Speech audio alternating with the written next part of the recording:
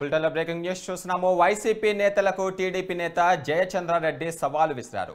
Social మీడియాలో తనపై తప్పుడు ప్రచారం చేస్తున్నారని ఆగ్రహం వ్యక్తం చేశారు. తప్పు చేసినట్లుగా నిరూపిస్తే పార్టీ నుంచి వైదొలుగుతానని జయచంద్రారెడ్డి తెలిపారు. ఓటమి భయంతోనే నాపై దుష్ప్రచారం చేస్తున్నారని తెలియజేశారు. నా పేరు ప్రకటించిన ఒక్క రోజులోనే వైసీపీ నేతల్లో హడలు మొదలైందని జయచంద్రారెడ్డి తెలిపారు.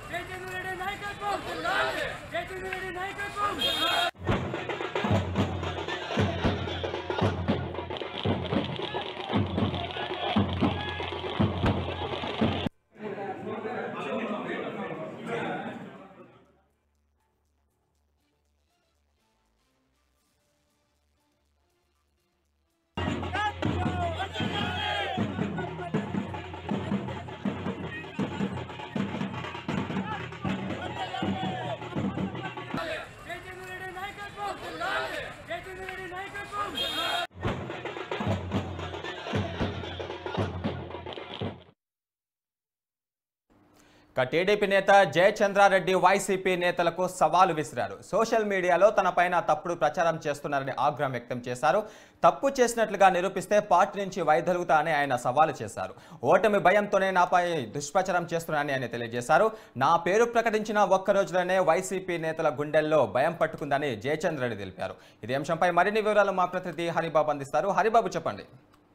గురు తంబలపల్లి నియోజకవర్గానికి సంబంధించి జయచంద్రారెడ్డిని తెలుగుదేశం పార్టీ అభ్యర్థిగా ప్రకటిస్తూ జాబితాను విడుదల చేసింది. ఈ నేపథ్యంలోనే అతన్ని జయచంద్రారెడ్డి అభ్యర్థిత్వాన్ని ఖరారు చేస్తూ కూడా పార్టీ శ్రేణులు నాయకులు పెద్ద ఎత్తున బాణసంచా పేల్చి సంబరాలు చేసి పెద్ద ఎత్తున హంగామా చేశారు. అయితే దీన్ని జీర్ణించుకోలేటువంటి వైకాపా నాయకులు సోషల్ మీడియా కార్యకర్తలు మాత్రం జయచంద్రారెడ్డి వ్యక్తిగత అంశాలను ప్రస్తావిస్తూ అతను గతంలో ఎలా ఉన్నాడని చెప్పని కొన్ని అసభ్యకరమైన పోస్టులు పెట్టడం కూడా చర్చనీయాంశంగా మారింది. దీనిపై స్పందించినటువంటి జయచంద్రారెడ్డి తాను ఎలాంటి తప్పు చేయలేదని, తప్పు చేసినట్టు నిరూపిస్తే తాను పార్టీ సభ్యత్వాన్ని కూడా, ప్రాథమిక సభ్యత్వాన్ని కూడా వదులుకొని పోటీ నుంచి తప్పుకుంటానని ప్రకటించి సవాల్ విసిరారు. అయితే దీనికి సమాధానం మాత్రం ఎవరు చెప్పే పరిస్థితి లేదని చెప్పిన కూడా ఆయన స్పష్టం చేస్తున్న పరిస్థితి అయితే కనిపిస్తోంది.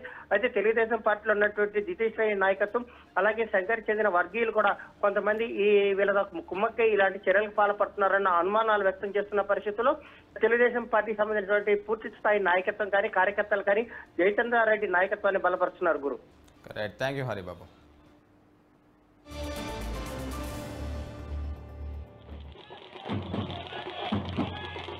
అవకాశం ఇచ్చి ఒక రోజు కూడా కాలేదు.